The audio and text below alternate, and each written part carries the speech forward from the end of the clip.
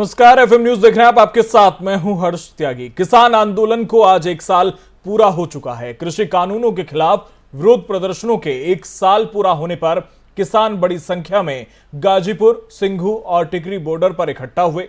हरियाणा के बहादुरगढ़ में 3 कृषि कानूनों के विरोध की पहली बरसी पर किसानों ने किसान महापंचायत की। इस मौके पर किसान नेता राकेश टिकैत ने कहा कि सरकार बातचीत के लिए तैयार नहीं है और बिना सरकार से बातचीत के आंदोलन खत्म करने का प्लान नहीं है। साथ ही उन्होंने कहा कि अभी तो आंदोलन चल रहा है, केंद्र सरकार अगर बातचीत करेगी तो आगे समाधान निकलेगा।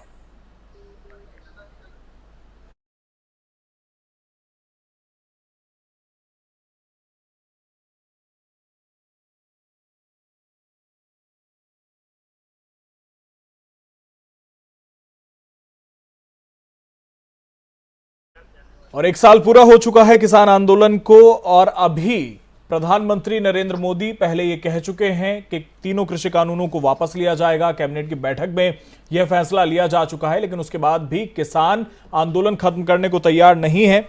और इसी पर बातचीत के लिए हमारे साथ बीजेपी से संदीप दुबे जी हैं, बहुत बहुत स्वागत है आपका। और हमारे साथ भारतीय किसान यूनियन के नेता धर्मेंद्र मलिक हैं, बहुत बहुत स्वागत है आपका। धर्मेंद्र मलिक जी, एक साल पूरा हो चुका है, प्रधानमंत्री भी कृषि कानून को वापस लेने के लिए कह चुके हैं, कैबिनेट बैठक में भी फैसला हो गया है। आखिरकार कब तक ये आंदोलन चलता रहेगा? मसले हैं, इनका समाधान नहीं होता। आंदोलन इस देश में, हिंदुस्तान में जो है दुनिया का सबसे बड़ा आता है और लोकतंत्र में वन साइडेड फैसले थोड़ा होते हैं कि भाई आप टीवी पे बैठे बोल दिया कि घर जाइए। अभी हमारी एमएसपी की बात है, कानून ना होते तो मुकदमे ना होते, कानून ना होते तो लोग शहीद ना होते। तो ये तमाम मसले हैं, इनका समाधान कुछ होना चाहिए ना। इनका समाधान होना चाहिए। संदीप दुबे जी, धर्मेंद्र मलिक कह रहे हैं कि जब तक समाधान नहीं, अन्य मुद्दों पर जब तक बातचीत नहीं, तब तक आगे आंदोलन खत्म नहीं होगा। देखिए, आंदोलन करना सबकी मौलिक कर्तव्य है, अधिकार है और सबको करना चाहिए अपनी बात। अगर सरकार की नहीं सुनती, उनको लगता है, लेकिन मुझे लगता है कि ये आंदोलन एक जिद बन गया है और जिद अच्छी बात नहीं होती किसी के लिए भी। हम लोग को समझना चाहिए कि लोकतंत्र में जब सरकार आपकी बातें सुन रही है, सरकार आपसे बात कर रही है, और अभी जाड़ों का मौसम आ गया है, जाड़ों के मौसम में किसी के साथ दिक्कत हो, परेशानी हो तो अच्छा नहीं लगे। भारत के प्रधानमंत्री चाहते हैं कि सब लोग अपने अपने घर जाएं, है ना। और समाधान हो गया, हम लोगों ने तीनों बिल वापस ले लिए हैं और इसके बाद कोई अगर और भी मांगे हैं और भी किसानों की समस्याएं, सरकार खुद ही कृत संकल्पित है किसानों की आय दुगुनी करने को लेके और सरकार काम करेगी। धर्मेंद्र मलिक जी, संदीप दुबे कह रहे हैं कि सरकार काम करेगी, किसानों के हित में तमाम फैसले लिए हैं और आगे जो भी मांगे हैं उन पर भी चर्चा की जाएगी। लेकिन सवाल यहां पर यह उठता है कि प्रधानमंत्री नरेंद्र मोदी कह चुके हैं, कैबिनेट में प्रस्ताव भी पास हो चुका है, लेकिन उसके बाद भी आगे आंदोलन को चलाया जाएगा। क्या कुछ नई रणनीति रहेगी और कब तक इस आंदोलन को देखा जाए? कानून एक साल पहले आए थे जी, और कृषि कानून वापस हो गए, तो उससे बदला कृषि का क्या? हम तो लंबे समय से एमएसपी की मांग कर रहे हैं और इस आंदोलन में भी एमएसपी मुख्य मुद्दा था। और अगर किसानों के जीवन को संरक्षित तो नहीं, लेकिन उनको जीने का थोड़ा सा अधिकार दे सकते हो, तो एमएसपी को गारंटी किया जाना बहुत अनिवार्य है। और एमएसपी की मांग हमारे लिए भी जायज है कि 2011 में जब कंज्यूमर ग्रुप ऑफ अफेयर्स के चेयरमैन हुआ करते थे मोदी जी, तो उन्होंने चेयरमैन होने के नाते एक रिकमेंडेशन दी थी कि जो एमएसपी आप घोषित करने का कोई अर्थ नहीं है, तो आप जो है एमएसपी को गारंटी कानून बनाइए। तो आज मोदी जी को किसानों ने जो है गोल्डन चांस दिया है कि जो वो चाहते थे उसको लागू करने की ताकत है उनके पास। तो मोदी जी मान लें अपनी कमेटी की रिपोर्ट। संदीप दुबे, जो कमेटी के अध्यक्ष थे प्रधानमंत्री नरेंद्र मोदी जब मुख्यमंत्री हुआ करते थे, जो उन्होंने कहा था, किसान कह रहे हैं बस वही कर दीजिए जो आपने कहा था, उससे ज्यादा कुछ नहीं, फिर क्या समस्या है? देखिए, भारतीय राजनीति में एक विषय समझने की जरूरत है। मेरे साथी मित्र को पता होगा कि पंजाब में भी एमएसपी, कई ऐसे स्टेट है जहां एमएसपी पे सरकार खरीदारी करती है, यानी न्यूनतम समर्थन मूल्य होता है, उससे नीचे आप सरकार नहीं खरीद सकती। लेकिन अगर हम देखें, जब से भारत में याराना पूंजीवाद आया है तो बाजार बना है भारत, और बाजार में कृषि क्षेत्र अछूता रहा था और किसानों को खुल के अपने व्यापार करने, अपने प्रोडक्ट को बेचने का अधिकार होना चाहिए। तो इस अधिकार को देने के लिए सरकार कृत संकल्पित है। एमएसपी के मुद्दे पे भी सरकार चाहती है कि इस तरह के कानून जो राज्य सरकारों द्वारा बनाए गए हैं उसका एक राष्ट्रीयकरण हो। सरकार उससे पीछे नहीं हट रही है अपनी बातों से, और सरकार इसको करेगी भी। और सबसे इम्पोर्टेंट बात यही है, महत्वपूर्ण बात है, किसान भाइयों से मैं कहना चाहूंगा कि हम जिस देश में रहते हैं वहाँ कानून बनाने का अधिकार सदन और संसद को होता है। हम लोग सड़कों पे कानून बनेगा और कानून हटेगा सड़कों से, तो ये गलत संदेश भारत के लोकतंत्र में जा रहा है। हमें लगता है कि हम सबके अच्छे और बुरे कर्म से हमारा राष्ट्र प्रभावित होता है। हम सब लोग को मिलकर बेहतर करने तो की वो तो कह रहे हैं कि सरकार बात करे उनके साथ, किसानों के साथ बैठकर। बिल्कुल किसानों के साथ बात हो रही है और इनकी सारी मांग जो है जो भी है जिस तरह से है उस पे सरकार पूरी तरह से सहमत है। उन सभी चीजों को करने के लिए तैयार है, लेकिन ये लोग अब घर जाएं, आंदोलन खत्म करें और घर जाएं। धर्मेंद्र मलिक, धर्मेंद्र मलिक, धर्मेंद्र मलिक, आवाज मिल पा रही है? बात देखिए, ये कह रहे हैं कि हम करेंगे भी, तो हमारा ये कहना है जी कि देखिए एक नोटिफिकेशन अब निकाल दो, कानून का स्वरूप क्या होगा ये चलता रहेगा। एक कमेटी बना दो, बात कर लेकिन एमएसपी को जो है आप ऑर्डिनेंस से मान्यता दे दो कि ये कानून होगा, और बाकी जो मुकदमे वगैरह है इन सब पे खत्म करना चाहिए। और जो एक्ट है उन पे हमारी पहले ही सहमति होगी थी। आप लोगों ने अपने चैनल पे जवाब दिखाया था कि किसानों की 50% मान ली गई एयर पोल्यूशन बिल, और जब इस पे बिजली अमेंडमेंट एक्ट पे बात हुई थी, तो मसले बहुत छोटे से हैं, जरा टेबल पे आए। चलिए, बहुत बहुत शुक्रिया धर्मेंद्र मलिक और संदीप दुबे आपका हमारे साथ जुड़ने के लिए। धन्यवाद। आपको बता दें कि किसान आंदोलन को आज 1 साल पूरा हो गया है और किसानों का अभी भी कहना है कि जब तक सरकार बात नहीं करती और तमाम मांगे जो सरकार से हैं किसानों की, जब तक वो पूरी नहीं होती हैं तब तक ये आंदोलन खत्म नहीं किया जाएगा। और बात करते हैं ग्रेटर नोएडा की। ग्रेटर नोएडा में चौकी प्रभारी को बदमाश ने गोली मार दी है। आपको बता दें कि दनकोर कोतवाली क्षेत्र में बदमाशों ने चौकी प्रभारी को ही गोली मार दी है। सवाल यहां पर यह कि हौसले इतने बुलंद कैसे हो गए हैं ग्रेटर नोएडा में बदमाशों के कि जो एक चौकी प्रभारी को दिन दहाड़े बदमाश गोली मार देते हैं। आपको बता दें कि घायल चौकी इंचार्ज को अस्पताल में भर्ती करा दिया है। खबर दिल्ली से सटे ग्रेटर नोएडा की है, जहां दनकोर कोतवाली एरिया के बिलासपुर चौकी इंचार्ज को अज्ञात बदमाशों ने गोली मारकर घायल कर दिया।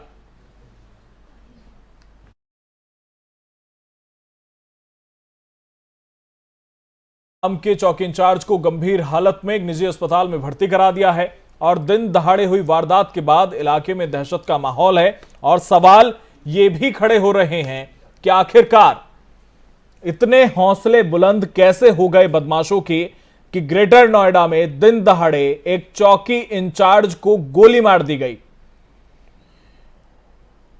और क्राइम हेड ताहिर सैफी हमारे साथ जुड़ गए हैं। ताहिर, ये क्या है पूरा मामला? और यहां पर यह भी समझना चाहूंगा कि जो चौकी इंचार्ज हैं घायल हैं, क्या कुछ स्थिति उनकी है इस वक्त?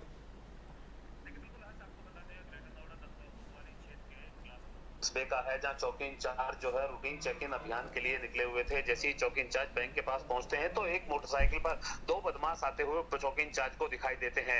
पुलिस कर्मियों के द्वारा जब इस मोटरसाइकिल सवारों को रुकने का इशारा किया जाता है तो बाइक सवार बदमाश अवैध हथियार से जो है चौकी इंचार्ज को ऊपर एक के बाद एक कई फायरिंग करते हैं, जिसमें चौकी इंचार्ज के पैर में और अन्य शरीर पर गोली लग जाने के चलते गंभीर रूप से घायल हो जाते हैं। चौकी इंचार्ज के घायल होते ही आरोपी बदमाश मौका पाकर जहां फरार हो जाते हैं, ग्रामीण चौकी इंचार्ज को पुलिस की मदद से ग्रेटर नोएडा के एक निजी अस्पताल में उपचार के लिए भर्ती कराया गया है, जहां उनका उपचार चल रहा है। पुलिस के आला अधिकारियों को जो है सूचना मिलते ही पुलिस के आला अधिकारी मौके पर पहुंचकर और आरोपी बदमाशों की तलाश शुरू कर दी। लेकिन चलिए ताहिर, आप नजर बनाए रखिए, आगे भी आपसे जानकारी लेते रहेंगे। बहुत बहुत शुक्रिया आपका तमाम जानकारी के लिए।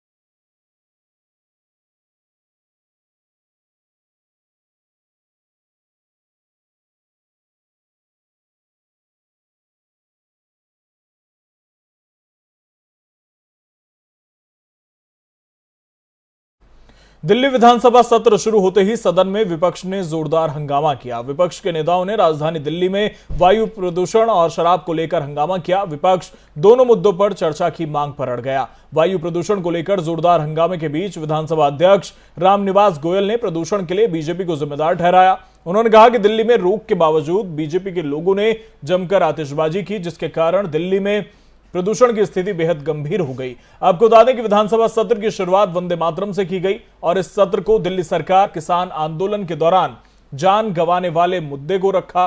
इस मौके पर पूर्व एमएलए ताजदार बाबर, रूपचंद और अरविंदर सिंह के साथ साथ 3 कृषि कानूनों के विरोध में दिल्ली एनसीआर के बॉर्डर पर मारे गए किसानों को भी श्रद्धांजलि दी गई। इसके साथ ही संविधान दिवस पर सभी सदस्यों ने प्रस्तावना पढ़ी। दिल्ली के मंत्री गोपाल राय ने कृषि कानूनों और किसान आंदोलन के संबंध में सरकारी संकल्प सदन में पेश किया। इस पर चर्चा के बाद सदन ने इसे पारित किया। इस दौरान मंत्री गोपाल राय ने कहा कि आम जनता की ताकत से बनी सरकार ने किसानों पर काला कानून थोपा। किसानों ने आंसू गैस के गोले सहे, सर्दी गर्मी में प्रदर्शन किया। साथ ही उन्होंने कहा कि मैं दिल्ली के इस विधानसभा को बधाई देता हूं कि इस विधानसभा ने सबसे पहले उन तीनों काले कानूनों के खिलाफ प्रस्ताव पास किया है।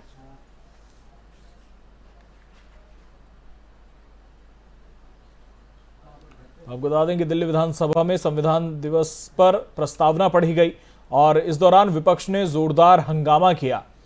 विपक्ष ने तीनों कृषि कानूनों के खिलाफ जो प्रस्ताव पास किया है उसे लेकर भी हंगामा किया। इस दौरान मंत्री गोपाल राय ने कहा कि आम जनता की ताकत से बनी सरकार ने किसानों पर काला कानून थोपा है।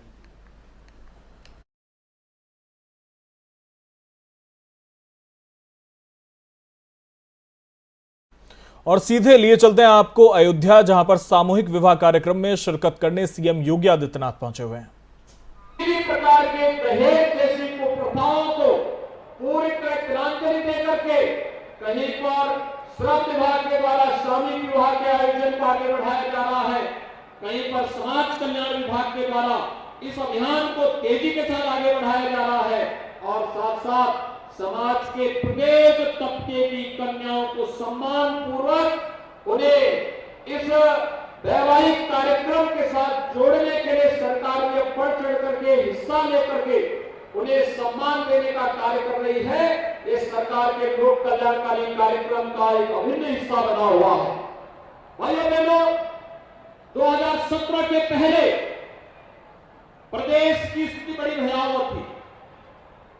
प्रदेश में जगह जगह दंगे होते थे, अराजकता का एक वातावरण था और महिला सुरक्षा के सामने गंभीर संकट खड़ा होता था।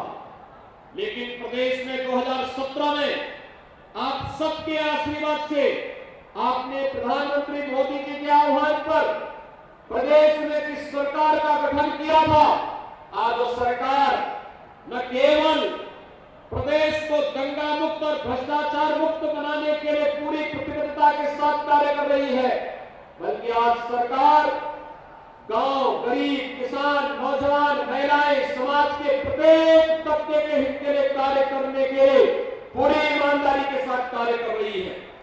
एक तरफ गरीब को घर में शौचालय उपलब्ध करवाने का कार्य हो या फिर जिन परिवारों के पास अपने आवास नहीं, प्रधानमंत्री आवास योजना, मुख्यमंत्री आवास योजना या श्रम विभाग की आवास योजना से उन्हें आच्छादित करते हुए उन्हें आवास की सुविधा से आच्छादित करने का कार्य है।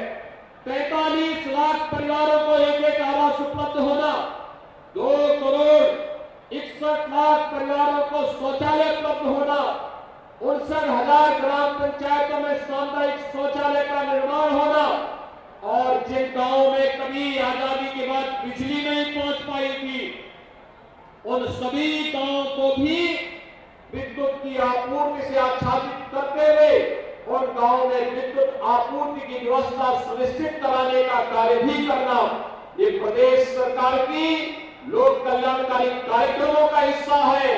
तो मिशन शक्ति के अंतर्गत एक और चाहे वहां शिक्षकों की भर्ती हो या फिर पुलिस की भर्ती हो, अधिक से अधिक बेटियां इसमें भर्ती होकर के अपनी ऊर्जा और प्रतिभा का लाभ समाज को दे सके, जहां सरकार इन सब कार्यक्रमों को आगे बढ़ाने का कार्य कर रही है, वहीं साथ ही साथ इसका उपयोग करते हुए आज मिशन शक्ति का कार्यक्रम न केवल थाना और तहसीलों में बल्कि गांव-गांव में जाकर के वहां पर बीट अधिकारी के रूप में हर एक महिला को, हर एक गांव के प्रत्येक नागरिक को सुरक्षा का एहसास कराने का कार्यक्रम भी कर रही है। और आज के अवसर पर जब यहाँ पर अनेक कार्यक्रम चल रहे हैं, 3915 सामूहिक विवाह का एक कार्यक्रम मर्यादा पुरुषोत्तम भगवान श्री राम की इस पावन धरा पर स्वाभाविक रूप से इन सभी वर और वधुओं के उज्जवल और मंगलमय भविष्य की ओर इन सबका हम सबका आह्वानित करता है। मैं एक बार फिर से आज वैवाहिक बंधन से जुड़ी हुई इन सभी कन्याओं को हृदय से प्रदेश सरकार की ओर से बधाई देता हूं, अपनी शुभकामनाएं देता हूं। विभाग को इस पूरे कार्यक्रम के साथ जुड़ने के लिए हृदय से धन्यवाद देते हुए यहाँ के जो जनप्रतिनिधि आए हैं, अयोध्या से, बाराबंकी से, सुल्तानपुर से, अम्बेडकर नगर से, इन सभी को भी मैं हृदय से धन्यवाद और इनका अभिनंदन करता हूँ। इन सब ने इसमें रुचि लेकर के श्रमिकों की, कन्याओं की शादी के कार्यक्रम में सहभागी बनकर के गरीबों के प्रति प्रधानमंत्री मोदी जी के उस आह्वान को, जो हम सबको सबका साथ, सबका विकास, सबके प्रयास और सबके विश्वास के प्रतीक के रूप में जोड़ता है, इस पूरे कार्यक्रम के लिए आप सबको हृदय से बधाई देते हुए मैं अपनी वाणी को देता हूं विराम। जय जय श्री राम।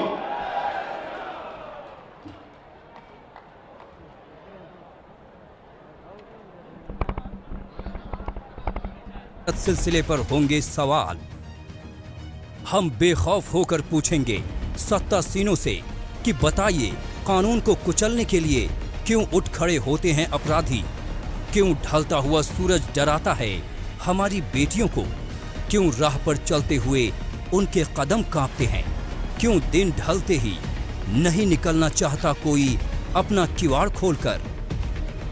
पुलिस या जुर्म हो या पुलिस की नेक दिली और इंसानियत भरा चेहरा, बगैर भेदभाव के हम दिखाएंगे, हम आएंगे और छा जाएंगे, क्योंकि हम हैं एफएम खबरों का हर पल, कल आज या कल।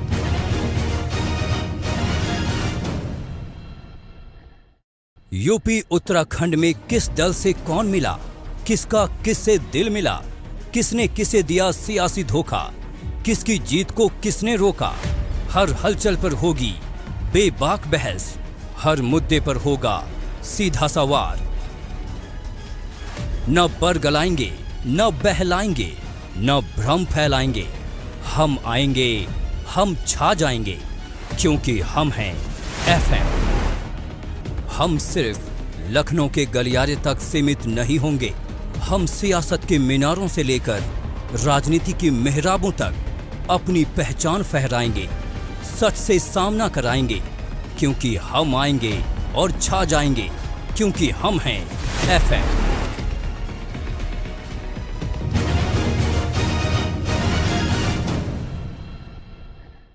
चलो यहाँ पर तरीके से पहले पूजा, मैं मार्केट से आता हूँ।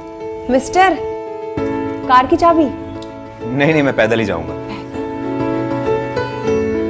पापा, not bad।